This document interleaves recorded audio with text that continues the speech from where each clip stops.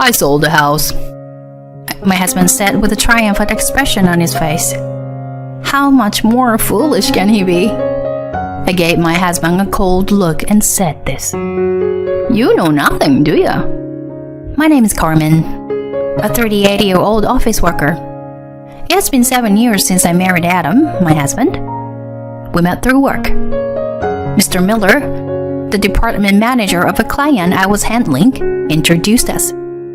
At first, I was a little confused. Since Mr. Miller has done so much for me, I couldn't just refuse. But I also had concerns about being introduced to someone strange. Anyway, I decided to meet him. Then, one day after work, we had dinner at a nice restaurant with Mr. Miller and the man he introduced.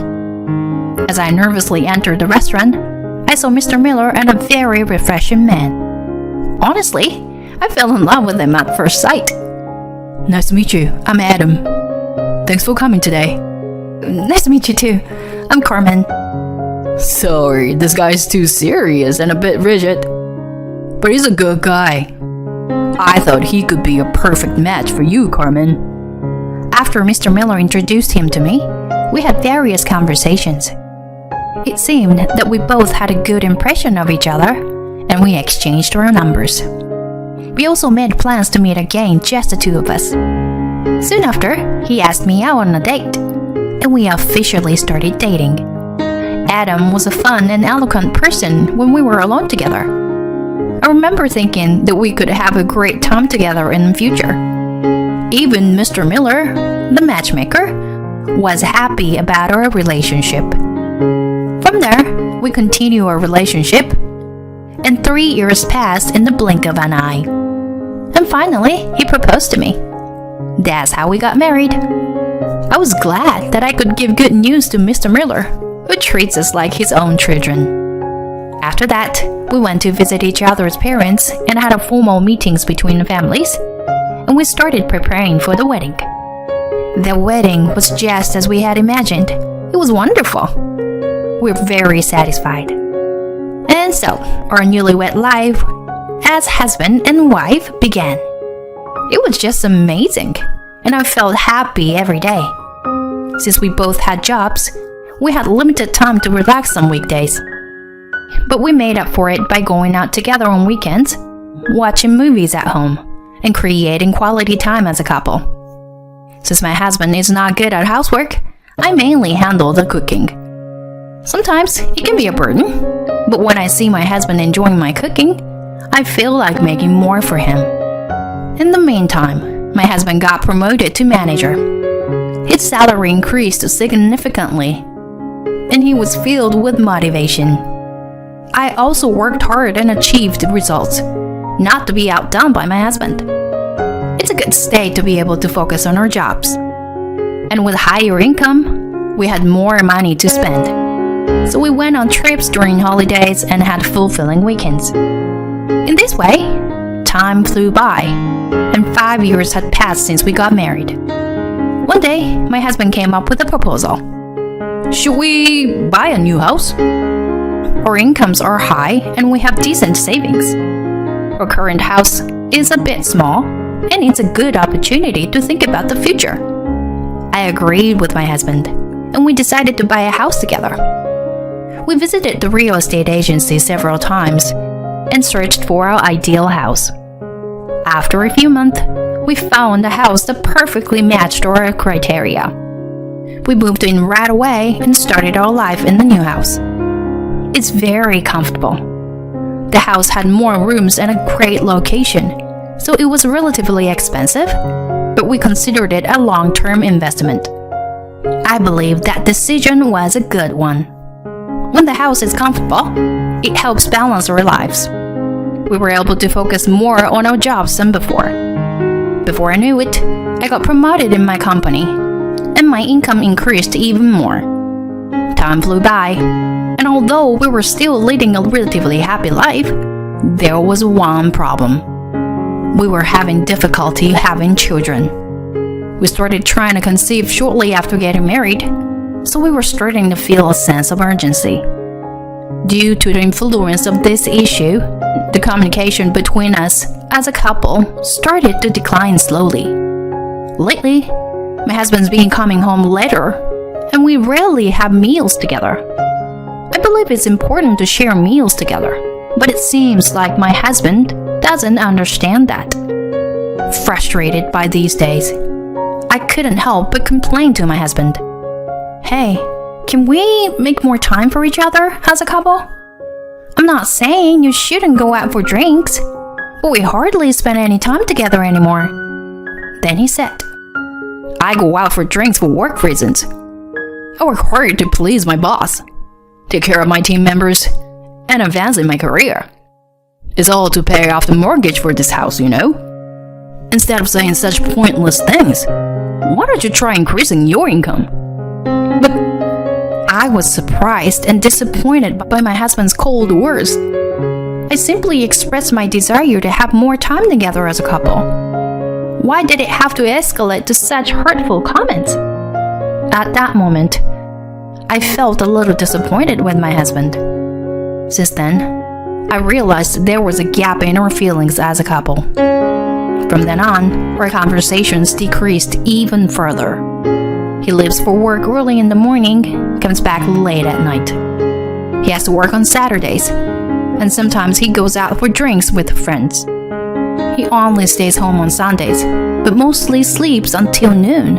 And even when he wakes up, he eats lunch in silence and goes to his room. How did it come to this? I wanted to change this situation, so I told my husband that I wanted to talk to him and called him to the living room. What the hell?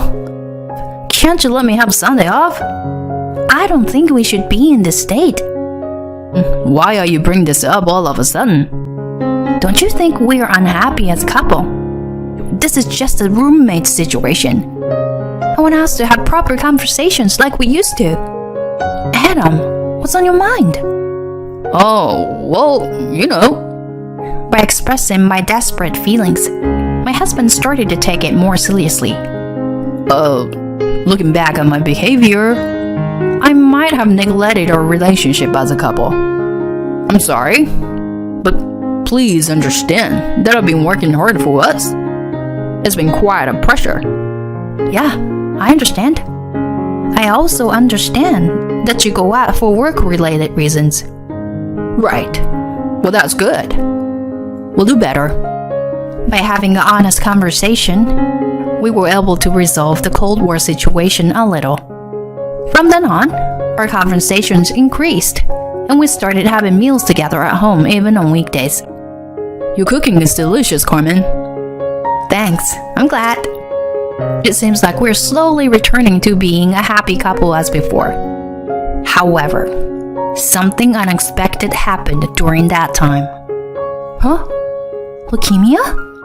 I was diagnosed with leukemia at the hospital. I was completely stunned by this unforeseen situation.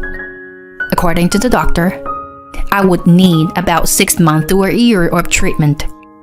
And initially, they would prefer if I could be hospitalized for a few months. Fortunately, it was detected early, so there is a high chance of a full recovery with continued treatment. Being diagnosed with a serious illness left me devastated, but knowing that it's not incurable brought some relief. And then, I told my husband about this when he came home from work. Leukemia? He was speechless, just like me. Yeah, but the chance of recovery are high, with treatment. Even so, it's a pretty serious illness, isn't it? Yes. I'll have to be hospitalized for a few months, starting soon. But I'll definitely get better, so don't worry. Yeah, I guess. You get better, right? My husband seemed quite shocked. After that, I went to the hospital with my parents to complete the admission process. Since it was a weekday, my husband couldn't take time off from work. And so, my hospitalization began. The nurse and doctors were very kind and helped alleviate my anxiety. My parents came to visit me every day, making sure I didn't get bored. But My husband rarely visited me.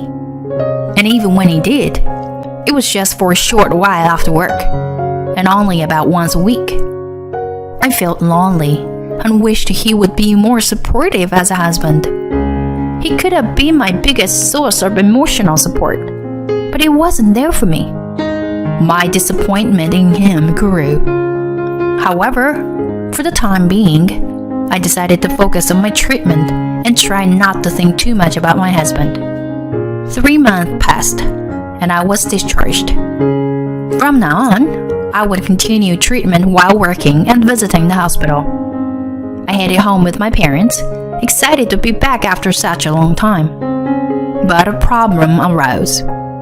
The key wouldn't fit in the lock. Helplessly, I pressed the intercom. And to my surprise, a stranger came out from inside the house. In this situation of not knowing who each other was, I listened to the story. It turned out they had recently bought this house. Confused, I immediately called my husband. Adam? I'm busy right now. Did you sell the house? Without consulting me? Ah, that. My husband laughed on the other end of the phone. Perfect timing. There are other things I need to talk about too. See you at the cafe. Still confused, I went to the cafe with my parents. It seemed like my husband didn't expect my parents to be there, and he looked surprised. But he quickly regained his composure and mentioned for us to sit down. Adam, what's going on? Why is someone else living in our house? 'Cause I wanted to end this with you. So I sold the house. I'll consider the proceeds from the sales as compensation. What? Compensation? What do you mean? Can't you figure it out?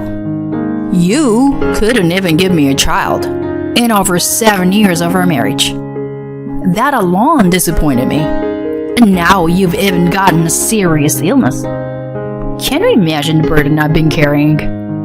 That's why I'm demanding compensation for the emotional distress I've experienced. So, the sale of the house serves as the compensation. My husband had a smug look on his face as he said that. Could this person be any more foolish? I looked at him with cold eyes and said, You know nothing, do ya? Do you really think the money from selling the house would be yours alone? Why not?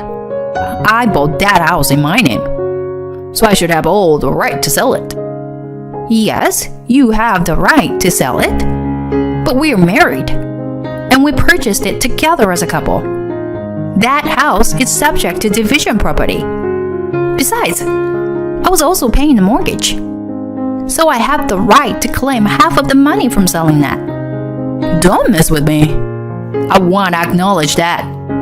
Whether you acknowledge it or not is irrelevant. But I will receive what I'm entitled to, including the compensation. Huh? What compensation? Because you've been having an affair, haven't you?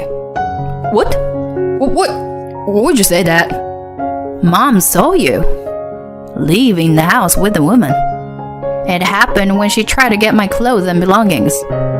So, while I was in the hospital, I hired a PI, and we obtained plenty of evidence of your affair.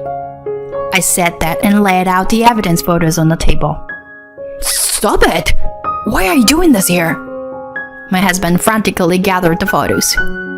It won't change the fact, you know? You wanted to start a new life with your affair partner, using the money from selling that house, right? But in the end, you still have to pay me compensation. I'll also demand compensation for the emotional distress from you. Go ahead and try. I'll fight back, even if it goes to court. I guess you won't have a lawyer who will fight for you based on your petty reasons. And if you have to pay legal fees, it will likely end up in a negative balance, even if you receive compensation. That's... I had already thought I couldn't live with you anymore. So it saved me trouble that you sold it first. Oh, it seems like you also disposed of my belongings without permission. As for that, yeah, I suppose I should consult the police. Oh, wait a minute. I get it. All right. Just please, spare me. My husband suddenly pleaded with me, but there was no way I would forgive him for this. Before long, we each proceeded with the divorce process. When I reported the details of the divorce to Mr. Miller, he was outraged. Mr. Miller repeatedly apologized to me, even though he had done nothing wrong. Actually, at that time, Mr. Miller had been promoted and was in the position of executive director. It was terrible enough that my ex-husband had an affair while his wife was suffering from leukemia, and even sold the house without permission during my hospitalization. Perhaps due to his preoccupation with his mistress, my ex-husband's work attitude had become sloppy, and he became subject to demotion. His salary plummeted, and his career advancement came to a halt. Of course, my ex-husband, who suddenly became poor, was abandoned by his affair partner as well. It was all karma for his actions. I hope he experiences it fully. On the other hand, I returned to my parents' house and balanced work and treatment with their support. The treatment was progressing well, and the doctor told me that the chance of a full recovery were increasing. I intend to continue working and striving for complete recovery. Why don't you go home early like the other housekeepers? You've been looking eager to leave all this time. You're such a terrible woman. My mother-in-law and sister-in-law started bothering me at a time when my husband and uncle-in-law aren't around. I'm sure they got angry from their exchange with my uncle-in-law earlier. They approached me to take out their frustrations. My mother-in-law and sister-in-law are freely saying whatever they want and laughing with a smirk. When I used to go to take care of my father-in-law, I would be cautious not to provoke my mother-in-law and sister-in-law, but I no longer need to tolerate it. I don't mind, but on the other hand, but are you sure you're okay? My name is Fiona. I'm a 32-year-old housewife. I have been married to my husband Ethan for 6 years. However, we still don't have any children, and it's just the two of us living together. Ethan has always been busy with work and frequently goes on business trips. But when he is home on weekends, he helps with household chores, treats me to his special cooking, and values our time together. He always remembers special occasions like anniversaries and makes reservation without working overtime on those days. He takes me to high-end restaurants. Even after getting married, he is truly a gentleman and a wonderful person, almost too good for me. I believe my husband must have a personality similar to my father-in-law. He has a calm demeanor, is kind, and possesses a reliable and masculine side that I can rely on. Moreover, I think my husband and father-in-law are alike in that they have a bright and friendly personality, which attracts people around them. I used to work in caregiving before getting married, but when my husband had to relocate for work and proposed that I come along, I decided to quit my job. Although it would have been possible to search for a job in the new location, which happens to be my husband's hometown, my husband told me, "The cost of living here is low, so it would be better for you to take a break and relax without working." So I decided to take his words to heart and indulge in this opportunity. And so I devoted myself to the role of supporting my husband as a homemaker, taking care of household chores. Even so, my husband helps with the housework and never complains about my chores. So, it's truly enjoyable. Since my husband earns a good income, we don't face financial difficulties, and we lead peaceful and happy days. However, amid such circumstances, one day an event occurred that suddenly changed our situation. "Fiona, it seems like Dad collapsed and was taken to the hospital." What? It seems that my father-in-law suddenly collapsed at home and was taken by an ambulance. I hurriedly got into the car and headed to the hospital. Fortunately, my father-in-law survived, but he broke his leg when he fell down the stairs during the collapse. Considering his old age, we were told that he would need to use crutches or a wheelchair for daily life. My husband and I discussed how we were just grateful that he was alive. Afterward, while my husband went to make a phone call at his workplace, I overheard a conversation between my mother-in-law and sister-in-law. He's a real pain in the ass. It's so annoying that he's staying in our house for free, and now he can't live alone anymore. It's seriously annoying. And on top of that, there are various expenses involved in caregiving, right? Our potential inheritance will also decrease, won't it? I accidentally encountered them while they were whispering to each other. I pretended not to hear and tried to pass by, but my mother-in-law called out, "Wait a moment," and stopped me. "Fiona, if I remember correctly, you used to work in the caregiving profession, right? Won't you take care of your father?" "Huh? Well, it's true that I used to work in the caregiving profession, but it's been 6 years since I quit. And I can't guarantee that I can do it as well as before. If you're considering caregiving at home, it's important to rely on professionals who can handle it properly. Alternatively, you could consider placing him in a care facility." When I mentioned this, both my mother-in-law and sister-in-law had very displeased expressions on their faces. "That won't do. You're more of a professional, so it should be enough." "Exactly. It would be easier for Dad to have someone experienced taking care of him. Or do you dislike taking care of him for some reason?" "How awful. So Ethan's wife is such a cold-hearted woman." They tried to portray me as a villain when I refused their request. My mother-in-law and sister-in-law were trying to make me look bad. I managed to deflect the situation by saying, "Let me discuss it with my husband for now." When I reported the incident to my husband after returning home, he was surprised. Seriously? Did Mom say something like that? It would be a burden on Fiona, so it's better to ask for caregiving. I was relieved that my husband said that. And then my husband called my mother-in-law and told her that I wouldn't be providing caregiving. However, my mother-in-law opposed it. "What are you saying? It costs money to ask for caregiving." Well, we don't have that kind of money, such as Dad's retirement fund. So why don't you just take it out of your pension or something? "Don't tell me that without my permission. It's a matter of money, so don't decide unilaterally." In the end, we couldn't make a decision over the phone, so we decided to go to my in-laws' house on another day and have a discussion with my mother-in-law and father-in-law, the 4 of us, together. My father-in-law will be discharged from the hospital soon and will return home, so we need to decide quickly. However, the discussion at my in-laws' house proved to be difficult. Dad also said it's okay to hire a caregiver, so we won't let Fiona take on the caregiving. "Don't joke around. That person completely entrusts me with the financial management and doesn't understand anything. I manage the household finances as a full-time homemaker to ensure everyone can live properly. According to my calculations, we can't afford to hire a helper."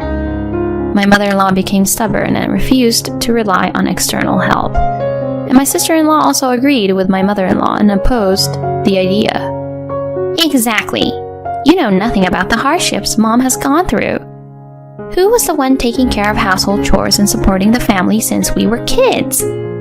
Dad may have been working outside, but it was Mom who cooked and cleaned, allowing him to work without any worries. That's why Mom understands this household the best. So it's better to rely on Fiona, who is a family member, for caregiving rather than spending money to hire someone." My sister-in-law's words made my mother-in-law nod in agreement. However, despite her seemingly reasonable argument, my sister-in-law has never left home at the age of 35. She dropped out of college and only works part-time as a freeloader, apparently contributing no money to the household. That's why my sister-in-law's words lack credibility.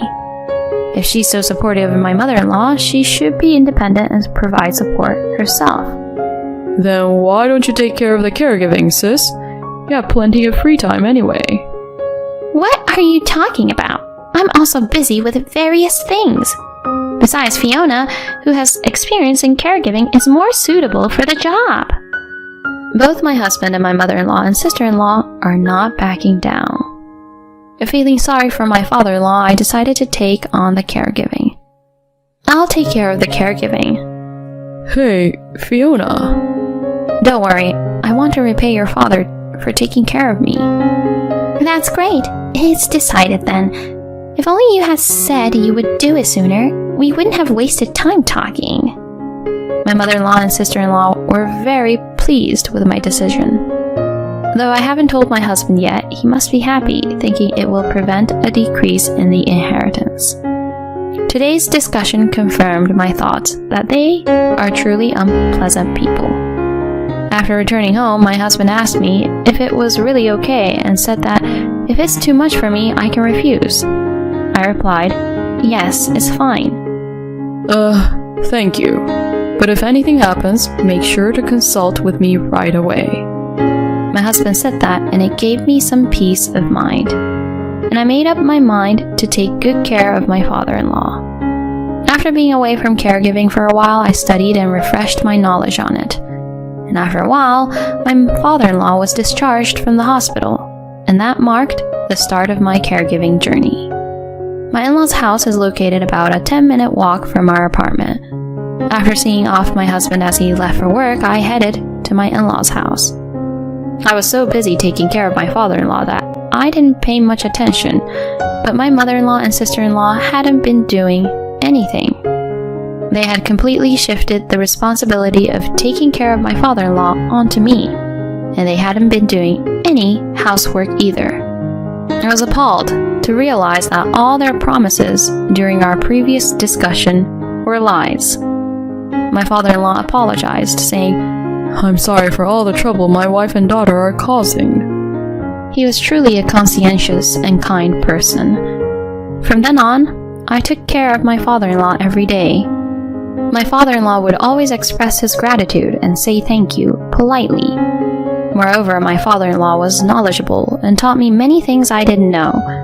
I enjoyed our conversations and spending time with him.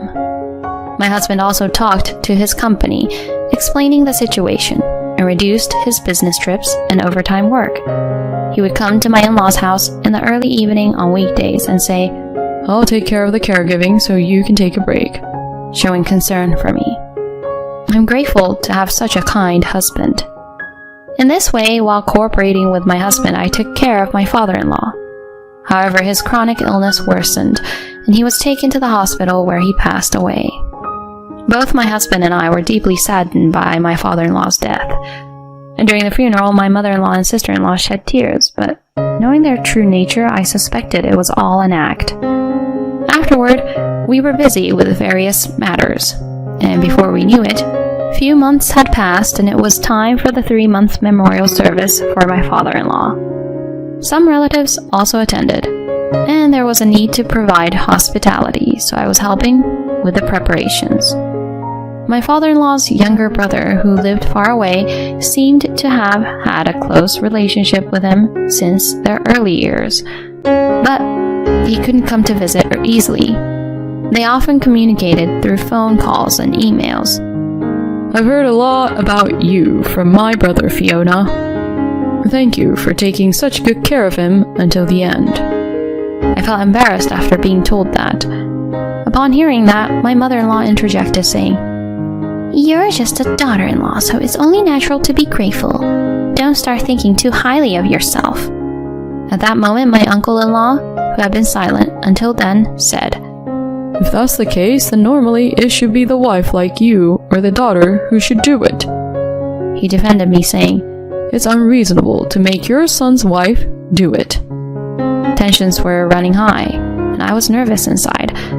However, after that, we didn't argue further, and the engagement ended smoothly. I stood up to go to the bathroom. Then my mother-in-law and sister-in-law approached me. Why don't you leave soon and mind your own business? I could tell you've been wanting to go home for a while. You're truly a terrible woman. My mother-in-law and sister-in-law approached me at a time when my husband and uncle-in-law were not around. They must have been angered by the exchange with my uncle-in-law earlier. They were trying to intimidate me as a way to vent their frustrations. My mother-in-law and sister-in-law were freely speaking their minds, smirking and laughing. When I used to go to take care of my father-in-law, I was cautious not to provoke my mother-in-law and sister-in-law. But now I don't need to endure it anymore. I don't mind, but are you sure you're okay with it? I said that with a smile, and my mother-in-law and sister-in-law widened their eyes. What do you mean? Have you gone crazy or something? I mean that I no longer need to be considerate of you. Stop saying incomprehensible things. You're really a strange daughter-in-law. You're only useful during caregiving. I sighed in exasperation. From my perspective, you and your mother have been nothing but a nuisance. It's a good thing your father is a kind person.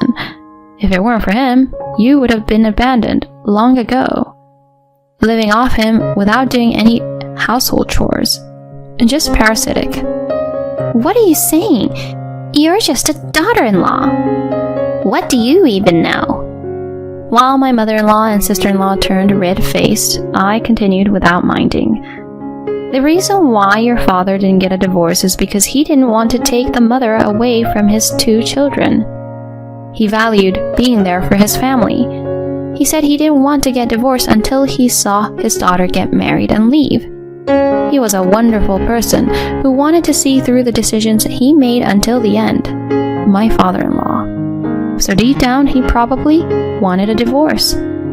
During the time I was taking care of my father-in-law, my mother-in-law and sister-in-law often went out together, and in those moments when they were unaware, my father-in-law would confide in me and tell me everything. Then my husband and uncle-in-law arrived.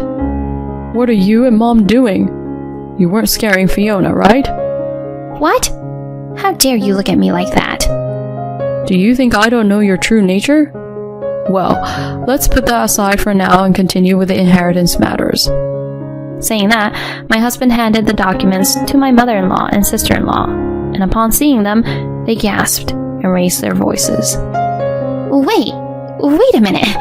Why is that amount so little? Certainly, the amount written in the documents was surprisingly small, considering that my father-in-law worked for a major company. At that moment, my uncle-in-law spoke up. My brother. He knew everything about how you treated him as an inconvenience behind his back, and that you've been home all these years just to get his inheritance. Still, he believed and waited, hoping that one day we could all feel a sense of family bond. But you kept getting more and more arrogant, doing whatever you pleased. It seems like you harbor even more disdain for my brother and spoke ill of him incessantly. It appears that you even said things like "die quickly" right in front of my sister, thinking she was asleep. My brother heard everything. My mother-in-law was bloodthirsty at my uncle-in-law's words. That's why my brother decided to leave only the legal share for you and transfer the rest to Ethan and Fiona. My mother-in-law and sister-in-law were speechless. So that means we'll only have this measly amount in that house left? In response, my husband said in an exasperated tone, What do you mean by measly amount? Be grateful that you still have some money left. And as for that house, I'll be inheriting it, so both you and my sister need to leave. What? You're planning to kick us out? Are you really going to evict your own family? Shut up. I'm angry at how both of you treated Dad like that. I don't consider you as family anymore. I'm cutting ties with you, and from now on, you're complete strangers to me. Strangers are not welcome in my house. My husband's rare outburst surprised my mother-in-law and sister-in-law, and they understood the dire situation they were in, their faces turning pale. From then on, both of them desperately apologized to my husband and sought his help, but he never forgave them. Subsequently, my husband resorted to legal measures to force my mother-in-law and sister-in-law to leave. To ensure they wouldn't come barging in, we also decided to move. We blocked all contacts with them, so we would never meet or speak to them again, bringing peace into our lives. Apparently, my mother-in-law and sister-in-law went around seeking help from relatives, but no one was willing to assist them because everyone knew how they treated my father-in-law. According to what I heard, they rented a cheap apartment and both started working part-time, but their habit of overspending only increased their debts. Well, I no longer care about their situation. On the other hand, my husband and I continued to live happily together. And guess what? I got pregnant. After 7 years of marriage, when we had almost given up, it was truly a joy to conceive a baby. We will continue to live as a loving couple and raise our unborn child together, fulfilling my father-in-law's dream of a happy family. We are determined to embody the happiness of a family. The mother-in-law and sister-in-law are truly like parasites, and that's infuriating. If they were being supported, they should have been more grateful to her father-in-law. Well, in the end, they were abandoned by everyone and forced into a life of poverty, so it felt like they got what they deserved. As for Fiona, please continue to enjoy your wonderful husband and the days of happiness ahead. Thank you for watching until the end. If you liked the video, please consider subscribing to the channel. See you in the next video. My parents' house is also my wife's house. It's only natural for you to pay for the rebuilding of my parents' house. My husband suddenly started saying outrageous things. My parents-in-law, who are in favor of rebuilding the house, came up with an argument that I couldn't understand. Wives are supposed to understand this without having to say all this stuff, right? That's right. A wife should support her husband. If your husband says to pay for it, then do as he says. When I told them I wasn't going to pay, my mother-in-law gave me a hard time. My kind son decided to marry a trashy woman like you. Don't be selfish. I can't take it anymore. I need to get out of here. Thus, I strongly decided to get a divorce. My name is Emily. I was 34 years old when I married Ryan, the same age as me, and I've been living with him for 5 years. Since the beginning of our marriage, I have had the word divorce in my head on a daily basis. The first time it came to my mind was when Ryan suddenly quit his job. I quit my job today. Ryan told me as soon as I got home. He had been working for an electronics company since he graduated from college, with a decent salary and a good bonus. I, on the other hand, work for a foreign cosmetics company and make about the same as Ryan. So when we got married, we decided to share equally in living expenses, rent, savings, and other money matters. And then he suddenly quits his job. I'll choose the next job I want. Until then, Emily, please support us. Not only did he resign on his own accord, he also abandoned his living expenses. Hey, that's not what we talked about. Of course, I tried to talk him out of it, but he didn't care. I've been thinking about retiring for a long time. Now that I'm married to you, we don't need my earnings to survive, right? Then I wouldn't have to do a job I don't want. I already know what I'm going to do next. Are you saying you're counting on my salary? That's too selfish. I'm not asking you to let me be unemployed forever. Why can't I count on you for a few months? A few months? You better promise me. I thought it would be impossible to support a family on my salary alone, but when he told me it would be a short term of a few months, I thought I might be able to do that. Looking back, that was probably a bad idea. At the time, I had just gotten married and I was still in love with Ryan. I forgave him before I heard any details about his next job. 3 months later, he finally got another job. But the pay is less than 2/3 of what he was making before, and he doesn't get a bonus. Ryan insisted that it was the best job he'd ever had because he got a lot of time off and the work was easy. I was beginning to distrust Ryan's insistence. Was he really willing to help support this family?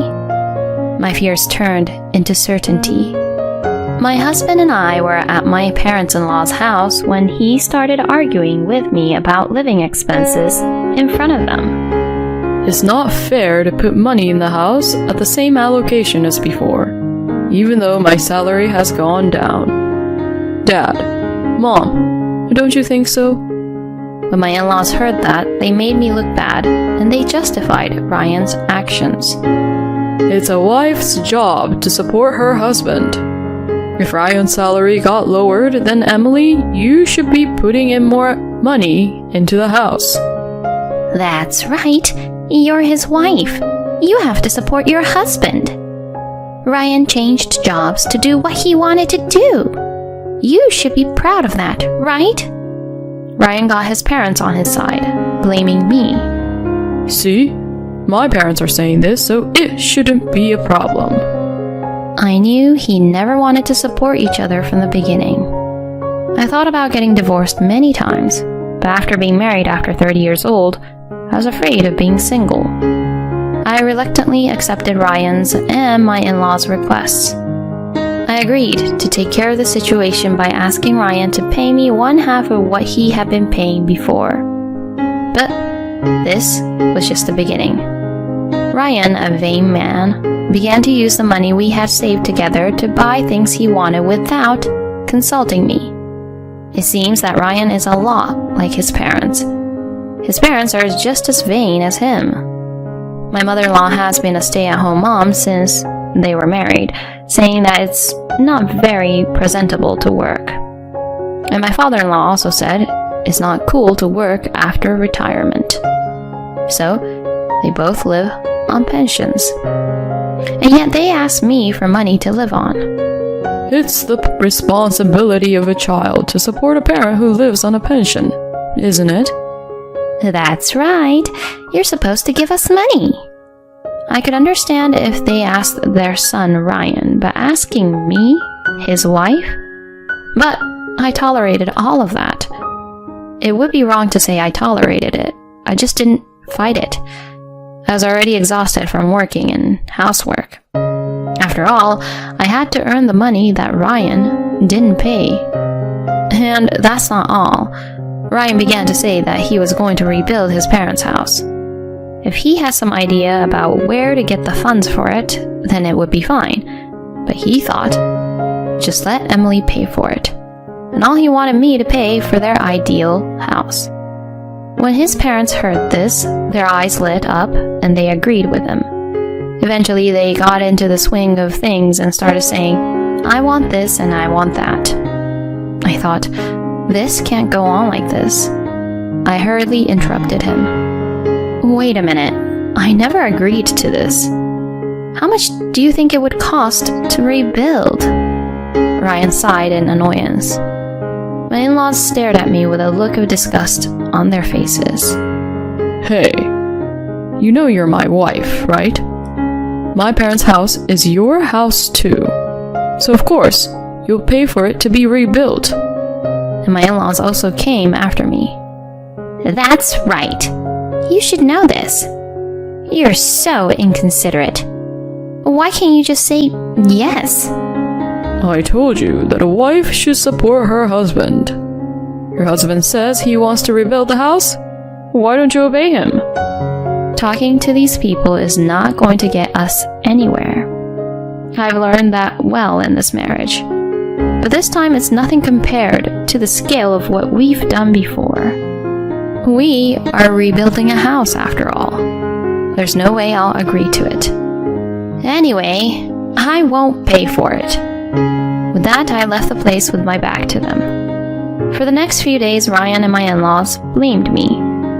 Each time my resolve to get divorced grew stronger, I was reminded that I was already over 40 years old. It took a lot of courage to be single at my age. Besides, I didn't want to displease my parents, who were more than happy to see me get married. I wondered if there was any way I could get them to stop the rebuilding. That's when I thought of something. As usual, I received a phone call from my mother-in-law. Emily, please cut it out. How long are you going to keep troubling Ryan? You're terrible. You're a piece of trash who couldn't even get married for the rest of your life if Ryan hadn't gotten married to you. Ryan took you in because he's a sweet boy.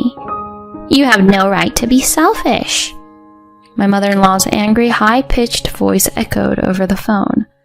The word selfish particularly offended me. Which one of us is selfish?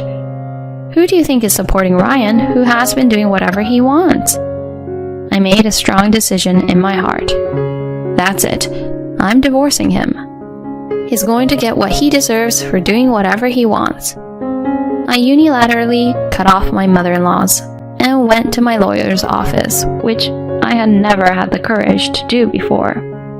A few weeks later, I was summoned to my in-laws' house. The reason, of course, was to convince them to give me the money to rebuild the house. My mother-in-law was bragging to the neighbors about the rebuilding project, and she wanted to move the conversation along quickly. So, she came over to me. It's the responsibility of the wife to pay for the rebuilding, you know. You're the one who has to put yourself on the line for her parents and his parents, aren't you? Apparently, they had been to a showroom and had already gotten a quote from a contractor. When I looked at the estimate, I saw that the option fees were outrageous. The total was more than double what I had imagined. Ryan was smiling like a man who is not interested in anything else and said, You better take out a loan. Okay, I will gladly cooperate. I replied without a pause, and the three of them turned their surprised faces to me. What? Did you just say you'll cooperate? Seriously? Ryan, incredulous, asks for confirmation with a straight face. Yes, I did, because you asked me to. Ryan's face breaks into a smile at that reply. Emily, I knew you would come around. That's my wife. I didn't know what was going to happen when you said you wouldn't pay, but I knew you'd understand. My in-laws are smiling and nodding their heads. Yeah, that's what being a wife is all about. I see you've learned to appreciate your husband's greatness too, Emily. From the day I said I would help out, I was in charge of all the financial aspects of the rebuilding. Meanwhile, Ryan and the in-laws had several meetings with the house builder, but I wasn't invited to any of them. I guess they thought they could handle the money. As time went by, they told me, We're going to sign a contract with the house builder, so you'll have to be there. When it comes to contracting, the house builder has to get their financial affairs in order. They told me to bring documents related to the mortgage, but I didn't apply for a loan. Instead, I packed dozens of divorce papers in my bag and headed for my in-laws' house. My mother-in-law, feeling a little giddy, said, The deal is in the afternoon, so let's have lunch and then go. Ryan was very excited to hear that. Hey, I was wondering if we can still add options. I'd like an electric garage. Ryan's father leans in as well. I'm sure you can get one. A motorized garage sounds so convenient. They have no idea the despair they're about to experience. I'll finally be free from the hell I've been living in for the past 5 years.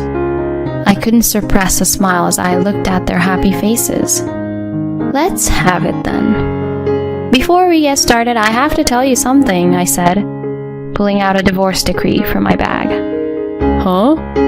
What kind of joke is this? Is this some kind of sideshow? Ryan snickered when he saw the divorce decree. Emily, you have no taste. If you're going to make a joke like that, why don't you just make a witty one about how you took out a bigger mortgage or something? He snatched the divorce decree from my hand, crumpled it up into a ball, and tossed it in the trash. I immediately pull out a second set of divorce papers and shove it in front of Ryan's eyes. This is not a joke. This is not a sideshow. I'm divorcing you. Of course, I'm not your wife, and I don't have to pay for someone else's house to be rebuilt, do I? Ryan snatched the divorce decree from me and tore it into shreds. Don't be ridiculous. I'm not getting a divorce. Who's going to pay for it if you don't? I smiled wickedly at him. I have dozens of divorce agreements ready for you to tear up. I won't give up until you sign it. They could tell how serious we were when they saw how thick the stack of paper was. My in-laws' faces turned pale and Ryan broke out in a cold sweat. I'm going to rip up all that. Ryan's blustering like that didn't hurt me at all. Fine, then I'll take you to court. And then a scream that I couldn't even describe escaped from my mother-in-law's mouth. Once the case goes to court, the whole neighborhood will know about it. There was no way these vain people would let this get settled in court. That's why I was able to come on strong. If you don't sign the divorce decree right now, we'll go to court. I've already consulted a lawyer. Your demands for money, your unauthorized use of our common savings. They say with this much evidence, I'll win the case. Wait a minute. But you're my wife. Ryan's scared and he began to beg. It's your job to support me and my parents. I'm sorry I took the liberty of using our mutual savings, but it's my savings too, so it should be okay to use it, right? I can't believe you still haven't changed your mind.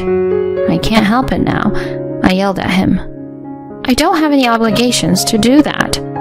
Besides, you only put money in our joint savings account for the first few months. After that, it's been my money that I've been saving by myself. It's not money you're allowed to spend on your own. And then my in-laws, who had remained silent until then, intervened. Emily, please, reconsider. This is also a way for you to show your filial piety.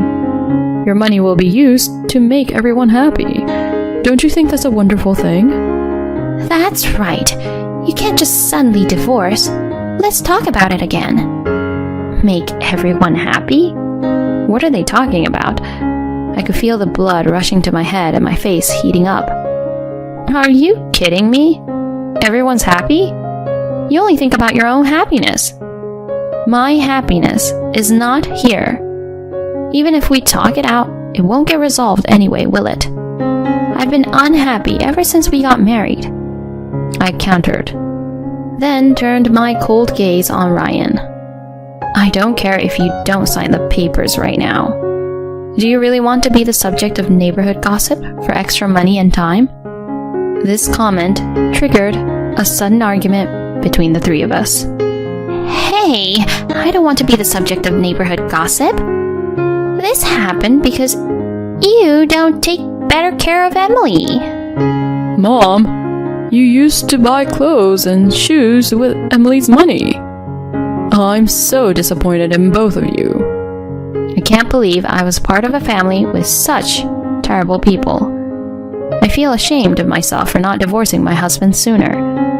The argument didn't seem to be ending, so I forced my way in. So, will you sign it or not? I told him coldly, and Ryan got teary-eyed and started to beg. Wait. Let's talk this out. Talk? There's nothing to talk about with you. Okay, enough with the rebuilding. We can start over, and I'll make sure to pay my share. Start over? With you? Are you kidding? I've been thinking that our marriage was a failure ever since our honeymoon. Oh no. Emily, please, reconsider, okay? Shut up. You're just a miser who takes his wife's money. You can go to hell along with your vain parents. Anyway, sign the papers quickly. You're no good. No divorce. Then all of a sudden my mother-in-law screamed, "Sign the papers." I don't want the neighbors to look at me funny. You need to throw away a wife who acts like this. With my mother-in-law on the verge of insanity, Ryan reluctantly signed the divorce decree. I immediately took the divorce agreement and left the house without saying a word. I heard Ryan's mosquito-like voice behind me, but I didn't look back. The divorce went through without a hitch.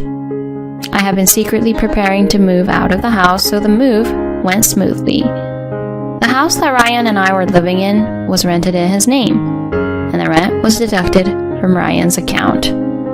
Even though it was his account, I was the one who paid the rent every month. Eventually, after my divorce, Ryan was unable to pay the rent, so he moved back in with his parents. After the divorce was finalized, I get alimony payments from him. In addition to the emotional distress, the money he spent without my permission and the money he gave to my in-laws amounted to quite a bit of money.